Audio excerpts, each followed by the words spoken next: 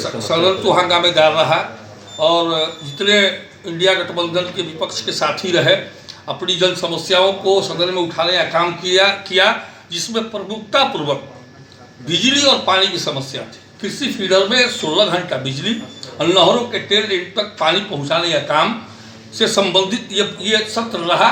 चूँकि ये किसानी का मौसम है और हम सभी इंडिया गठबंधन के तमाम विपक्ष के जनप्रतिनिधियों ने सदन में ये जोरदार मांग उठाई और इसका भुगतान ये निकला कि हम लोगों को 14 घंटा कृषि फीडर में विद्युत आपूर्ति एवं नहरों के टेल एंड तक पानी का निर्देश माननीय मुख्यमंत्री ने दे दिया है।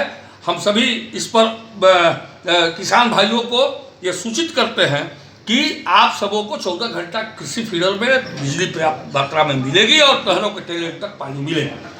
क्या लगता है जो काफ़ी जर्जर हो चुकी है आपके विधानसभा क्षेत्र में? देखिए, जर्जर सड़कें तो हमारे यहाँ बहुत कम है, लेकिन 17 महीने की जो हमारी सरकार थी तेजस्वी जी की और माननीय मुख्यमंत्री नीतीश कुमार जी की, इसमें 17 सड़कें हमारी स्वीकृत हुई थी। लेकिन दुर्भाग्य ये रहा कि जब हमारी सरकार गिरी और भारतीय जनता पार्टी की नीति सरकार बनी तो उन तमाम सड़कों को एक रुकता के में कैंसिल करने का काम सरकार के लोगों ने किया, सरकार के माननीय मंत्रियों ने किया, जिसमें अब की बार पुलिया और सड़कों पर जब हंगामा हुआ सदन में तो 6 सड़कें हमारी विधानसभा की स्वीकृत हुई, 11 सड़कें अभी लंबित हैं।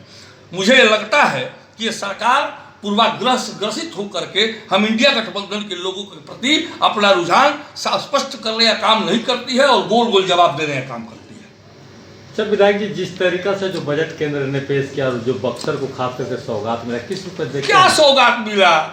न बेरोजगारों को रोजगार मिला, न व्यवसायियों को कोई व्यवस्था दिया गवर्नमेंट ने, न उद्यमियों को क्या कहते हैं रोजगार देने का काम किया और एक नया रोजगार सृजन नहीं हुआ। क्या पुल देने से खेती की समस्या निपट जाएगी?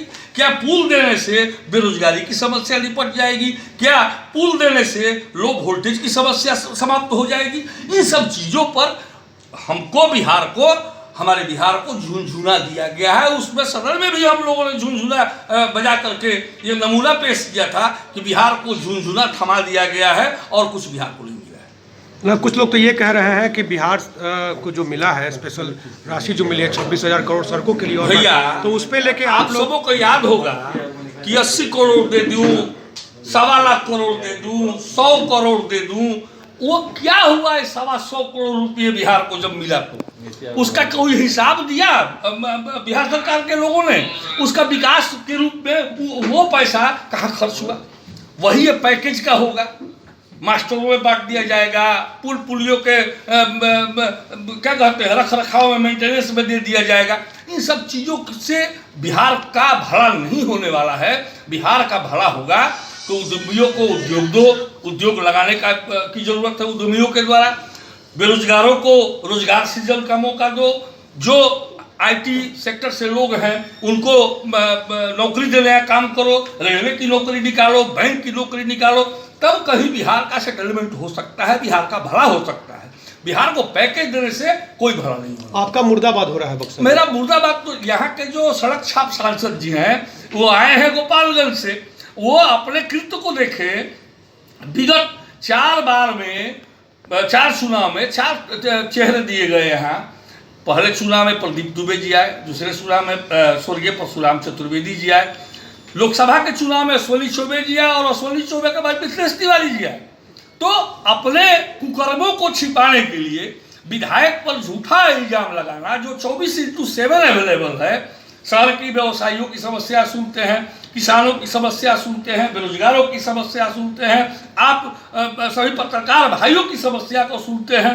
और मुझे जहाँ तक होता है मैं जनता की भलाई के लिए 24/7 अवेलेबल हूँ बक्सर में, और उसको उन लोगों को ये नागवार गुजर रहा है। तो विधायक का एक भी गलती मंतव्य दे करके मुझे एक जगह दोषी ठहरा दे, मैं अपने पद से इस्तीफा देने के लिए तैयार हूँ। एक भी गलती काम में संलिप्तता मेरी बता दे, कहीं असूली में नाम हो, कहीं काम करने में मुझे बदनाम किया गया हो, ऐसा कोई लेकिन चिट्ठा- कहा यह गया कि आप सदर विधायक हैं और सदर विधानसभा क्षेत्र में ही वो इलाका पड़ता है जासू का, जहां सड़क बहुत दिनों से बदहाल तो वो सड़क तो 35 लाख रुपया दे करके माननीय सांसद महोदय सोनी सुबे के द्वारा निर्माण कराया गया। उसके बाद जब जासो मंदिर के बगल से आप जाएंगे तो वो अनुरक्षण नीति में है सड़क, 2021 की बनी हुई है। अभी अनुरक्षण नीति उसका 2-3 साल बाकी है, बरसात बाद उस रोड पे काम लगेगा।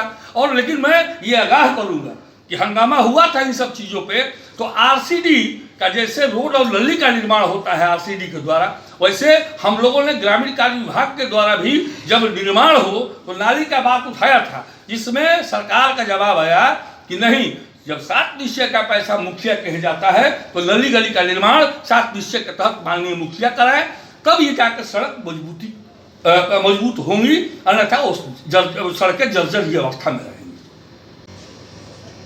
माननीय मुख्यमंत्री जी का जो रोल चल रहा है अभी, वो संदिग्ध स्थिति में है। ये कब पलटी मार जाएंगे, चूंकि ये भोजपुरी में कहावत है कि लजाई लइका ढोरी टोएला, ये लजा गए हैं, शर्मा गए हैं माननीय मुख्यमंत्री जी। चूंकि विशेष राज्य का दर्जा न मिलना ये सूचक है कि सरकार में ये जबरिया लोग खिंचा के चल रहे हैं।